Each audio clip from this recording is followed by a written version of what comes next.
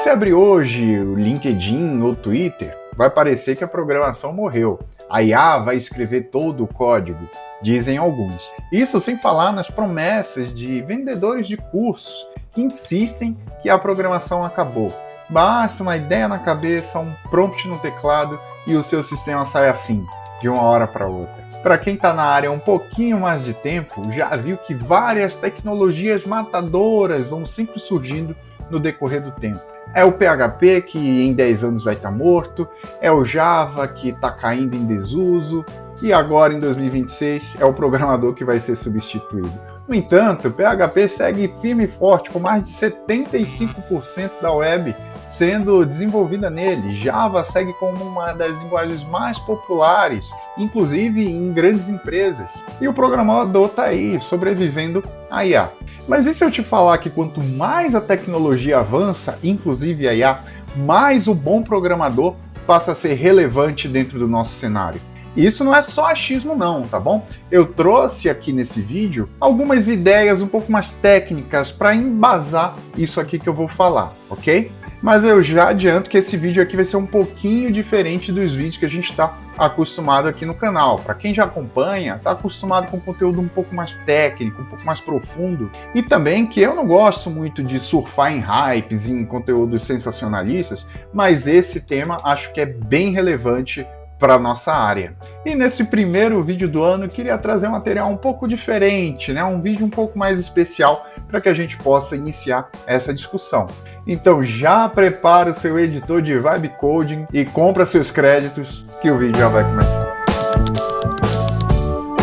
Olá, devs! Eu sou Bernardo Lobato e hoje eu vou falar um pouquinho sobre como eu acho que vai ser o nosso futuro no mundo da tecnologia e também como eu acho que a IA vai se enquadrar na nossa rotina e no futuro dos nossos projetos. E para a gente atingir esse objetivo, eu trouxe aqui 3 conceitos um pouco mais formais para a gente discutir e tirarmos nossas próprias conclusões. E eu vou falar sobre esses conceitos, sobre essas teorias, no decorrer do vídeo, conforme a gente for avançando. E o primeiro desses conceitos que eu queria comentar aqui com a gente é o chamado efeito Lindy. Já conhece? Essa teoria diz, bem resumidamente, que para coisas não perecíveis, como ideias, livros, tecnologias, a expectativa de vida futura é proporcional à idade que ela tem hoje em dia. Por exemplo, se um livro já está em circulação há mais ou menos uns 50 anos, a probabilidade é que ele continue sendo vendido por outros 50. Por outro lado, se um aplicativo entrou no ar ontem, existe uma grande probabilidade que ele pode também sumir amanhã. E conseguimos observar isso com conceitos que a gente vê muito no nosso dia a dia, como, por exemplo, ideias filosóficas foram concebidas desde a Grécia Antiga e até hoje são temas de estudos acadêmicos. E assim como esse também temos vários outros exemplos. Essa teoria foi criada mais ou menos ali como uma piada, como uma anedota, inclusive por comediantes, e faz referência à duração da carreira dos mesmos. Quanto maior o seu tempo de carreira, provavelmente mais tempo, mais longevo, ele vai continuar dentro dessa mesma carreira. E o termo Lindy foi utilizado em alusão a um famoso restaurante nova-iorquino muito frequentado por esses profissionais. Albert Goldman, um famoso biógrafo, cunhou esse termo em 1964 e pressupõe que todo comediante mais longevo terá ali um começo turbulento, uma etapa a mais de crescimento e chegará a um final devido a um desgaste natural ali da sua própria carreira. Característica de uma curva de banheira, mais ou menos como esse gráfico que vocês estão vendo aí na tela, sempre evidenciando a incidência de falhas durante todo esse percurso. Dessa forma, esse comediante mais longevo acaba adquirindo uma certa casca, o maior histórico, a tolerância a falhas, demonstrando ali uma antifragilidade, e por isso sua expectativa de carreira acaba sendo um pouquinho maior. Mas até então, essas ideias eram mais anedóticas, baseadas ali em histórico ou em observações mesmo.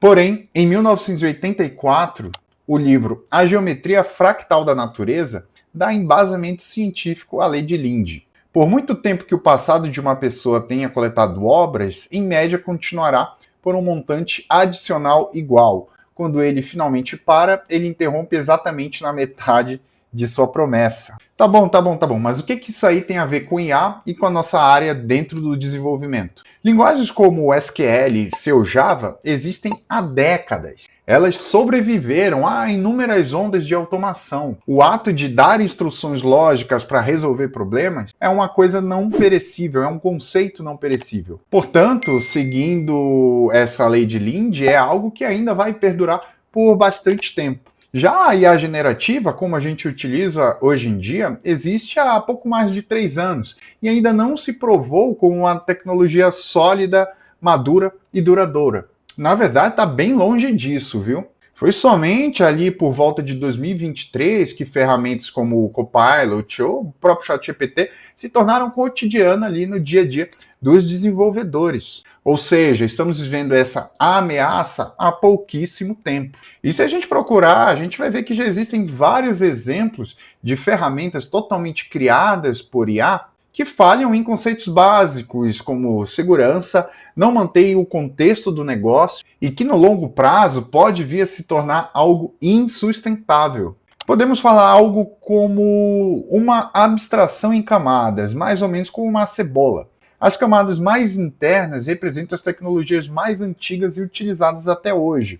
E conforme essas camadas vão sendo externalizadas, vão sendo representadas as tecnologias mais novas. Dessa maneira, no centro da cebola, podemos ter, digamos, o SQL, que já possui ali em torno de 50 anos de idade. Em camadas posteriores, o C, o Java, que já tem ali mais ou menos os seus 30 anos.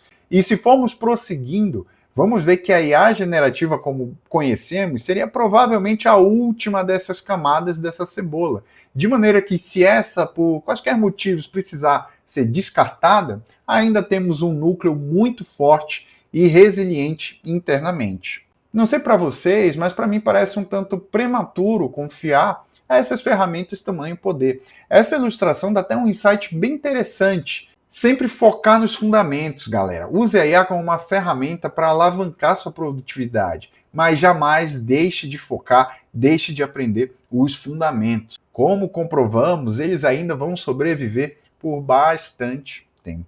O segundo conceito que eu queria trazer aqui, para embasar um pouquinho a conclusão que a gente vai tirar, seria a lei de Gauss sobre sistemas complexos. Curiosamente, uma das leis mais importantes que a gente utiliza dentro da engenharia de software, ou mesmo da gestão de projetos, não vem de um grande CEO do Vale do Silício, nem mesmo de um grande desenvolvedor, mas sim de um pediatra, John Gall. Ele percebeu que sistemas complexos são muito parecidos com organismos vivos. Eles precisam começar pequenos para sobreviver. Um sistema complexo que funciona invariavelmente evoluiu a partir de um sistema simples que já funcionava. A proposição inversa também parece ser verdadeira. Um sistema complexo projetado do zero nunca funciona e não pode ser adaptado para funcionar. É preciso recomeçar partindo de um sistema simples. Esse enunciado me parece bem autoexplicativo. Tente construir um carro que é um sistema complexo, num fim de semana. Vai ser desastroso. Sistemas complexos são repletos de variáveis e interdependências que precisam ser planejadas, organizadas, postas à prova no ambiente, no mundo real. Se nós damos à IA uma missão de construir um sistema complexo do zero, ela vai criar. Ela vai gerar complexidade, várias e várias camadas de arquivo e código. Isso é complexidade. Mas é simplesmente isso, complexo ou complicado. Não é algo evoluído. Ela é ótima em gerar blocos de código, mas não tem aquela memória evolutiva do sistema. Ela não sabe o que funciona ou o que não funciona no mundo real. Ela não tem o orçamento que você tem. E um dos principais pontos, ela não é política. Sistemas complexos, criados do zero, jamais serão bem-sucedidos no mundo real, uma vez que não foram postos à prova a seleção ambiental e ao amadurecimento natural que ele vai ter ali durante o seu processo de desenvolvimento. O programador humano é quem vai garantir que aquele sistema evolua de forma orgânica e natural. É ele que faz o sistema simples funcionar, para depois ele virar o sistema complexo que também vai funcionar. A IA ajuda muito a gente nesse processo. Ela ajuda a gente com o trabalho braçal, ela ajuda a gente com boilerplates, mas em termos de evolução natural de um sistema, aí talvez eu ache que não ajude muito. Pedir para a IA criar um sistema complexo do zero seria como criar um carro, que é um sistema complexo, do zero, mas sem conhecer um funcionamento de um motor ou até mesmo o funcionamento de uma roda.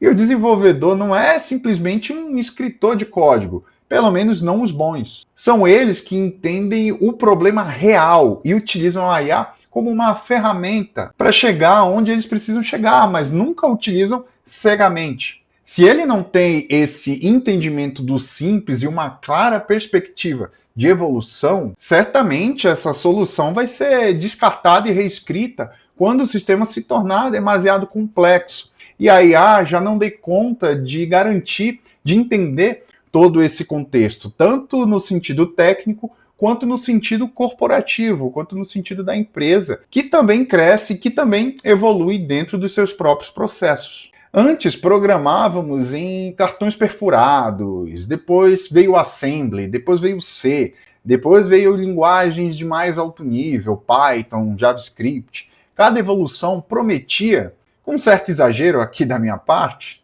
facilitar tanto que qualquer um faria. Mas o que aconteceu de fato? Aumentamos a complexidade dos sistemas. Hoje temos sistemas de tempo real, internet das coisas, redes de altíssima velocidade. E hoje eu vejo a IA assim, como um tipo de compilador moderno. Ela ajuda o engenheiro de software, o programador, no sentido de que este consiga construir coisas muito mais complexas, coisas muito maiores do que ele era capaz antes, sem a IA. Eu vou deixar aqui na descrição desse vídeo vários artigos que eu usei como base para montar esse material aqui, tudo bem? E o terceiro grande conceito que eu quero abordar, que eu trouxe para a gente trabalhar aqui nesse vídeo, é o paradoxo de Jevons. Esse paradoxo afirma que, à medida que as melhorias tecnológicas aumentam a eficiência com a qual um recurso é utilizado, o consumo total desse recurso pode aumentar em vez de diminuir. Vou explicar um pouquinho melhor. Essa tese foi produzida em uma situação muito particular. Em seu livro de 1865, On the Question of Coal, Jevons observa que o consumo inglês de carvão aumentou drasticamente depois que James Watt introduziu sua máquina a vapor, que era muito mais eficiente do que o que se utilizava anteriormente. Naquela época, o carvão era a espinha dorsal da economia britânica. Ela movia as fábricas, os trens, os navios. No entanto, havia um temor generalizado de que as reservas de carvão estivessem se esgotando, o que poderia levar ao colapso do império. Nesse cenário, James Watt introduziu uma máquina a vapor muito mais eficiente que as anteriores. O senso comum da época dizia: se a máquina de Watt gasta menos carvão para produzir a mesma quantidade de energia, o consumo total de carvão do país vai cair e nossas reservas vão durar mais. Porém, em vez de reduzir o consumo total de carvão, as melhorias tecnológicas e os ganhos de lucratividade levaram ao aumento do consumo total de carvão. Daí a origem do paradoxo. Tá bom, mas por que isso aconteceu? Com máquinas eficientes, o custo da energia caiu drasticamente. Antes, o carvão era caro e usado apenas em poucas indústrias. Com ele mais barato, tornou-se lucrativo usá-lo em tudo: fábricas têxteis, transportes, iluminação e aquecimento. A eficiência gerou lucro, que gerou um investimento em mais máquinas, que consumiram ainda mais o carvão. Portanto, William Jevons disse que é um equívoco supor que o uso eficiente de combustível reduz o consumo. E é aqui que a gente entra. Se a gente trocar a palavra combustível pela palavra código, o paradoxo de Jevons explica o nosso futuro. A IA vai baratear tanto a produção de código que o mundo vai colocar software em tudo, desde o seu tênis até a sua cafeteira. Isso pode ser ruim? Com toda certeza. Quanto mais código produzido, mais código de baixa qualidade vai existir para a gente dar manutenção. Mas, porém, contudo, todavia, entretanto, os negócios que passarem por essa fase inicial, que passarem pelo teste do tempo, tendem a se tornar negócios mais estruturados, mais maduros, o que vai precisar efetivamente da presença de mais engenheiros de software com a capacitação adequada, para garantir que esse novo negócio, que esse novo software não colapse, como eu comentei no item anterior. Se a IA produz códigos 10 vezes mais rápido, então significa que a gente vai ter 10 vezes mais código legado, 10 vezes mais rápido. E isso requer uma boa quantidade de programadores para atuar nesses negócios que vão passar pelo teste do tempo. Com tudo isso aqui exposto, tomei a liberdade de criar as 3 leis da imunidade do programador. Lei número 1, o efeito Linde. O tempo prova que a nossa profissão, que o programador, é resiliente. Lei número 2, paradoxo de Jevons. Quanto mais fácil gerar o código, mais código o mundo vai pedir e mais programadores para manter esses códigos sem colapsar. E a terceira lei, lei de Gall. Sistemas complexos que funcionam precisam evoluir de sistemas simples que funcionam, que precisam de arquitetos humanos para causarem essa evolução sem colapsar. Gente, é claro que isso aqui não é lei de coisíssima nenhuma. São pontos anedóticos de minhas reflexões aqui. Eu não estou fazendo nenhum artigo científico e não tenho como provar nada disso aqui que eu estou falando. São reflexões otimistas sobre o que a gente vai enfrentar pela frente aqui dentro do futuro da nossa profissão. Mas acredito piamente que o futuro aponte para algo nessa direção, nesse panorama. Porém, nesse cenário que eu estou comentando aqui, quando eu digo que o programador não vai ser substituído, eu acho importante a gente definir quem é esse programador que não vai ser substituído. Eu não estou falando de um mero codificador, ou aquele cara que pega requisitos simples e transforma em CRUDs. Quando eu falo que o programador não vai ser substituído, quem se torna intocável nessa teoria? O resolvedor de problemas. O cara que usa a IA, que codifica 10 vezes mais rápido para se tornar 10 vezes mais eficiente. O cara que entende que a IA é uma ferramenta que vai ajudar ele a resolver problemas, não simplesmente só cuspir código para copiar e colar. É o cara que conhece fundamentos profundamente, dessa vez mais do que nunca, e quando for necessário corrigir a IA, vai fazer com a mesma maestria e maturidade, fazendo com que o negócio escale e evolua de uma maneira muito sustentável. É incrivelmente mais factível acreditar que quem vai roubar o emprego do programador é esse cara que eu acabei de descrever, e não a IA em si. Bom, galera, o vídeo de hoje foi mais ou menos isso aqui, espero que tenham gostado. O que eu procurei trazer aqui são reflexões que a engenharia de software ela é muito mais uma disciplina sobre lógica e gestão de responsabilidade. Isso nunca vai acabar. O outro, acho que talvez o ponto mais importante aqui do vídeo, são os fundamentos, a questão do fundamento. Foque nos fundamentos, aprenda como funciona a engenharia de software, aprenda como funciona um protocolo HTTP, aprenda como funciona uma API, enfim, aprenda os fundamentos da sua área de atuação. Essas são habilidades que o tempo só faz valorizar cada vez mais e mais. Agora, muito mais que nunca. Mas e você concorda que a IA é só mais uma ferramenta que a gente vai usar no decorrer da nossa vida como desenvolvedor? Ou que dessa vez é uma revolução diferente? Que uma revolução como essa nunca aconteceu na nossa área? Comenta aqui embaixo que eu estou muito afim de continuar essa discussão com vocês aqui nos comentários. E mais uma vez, se esse vídeo aqui foi útil para você, compartilha com o seu Tech Lead, compartilha com o seu time. Vamos enriquecer essa discussão. O canal está ganhando tração. Obrigado pela sua audiência e a gente se vê no próximo vídeo.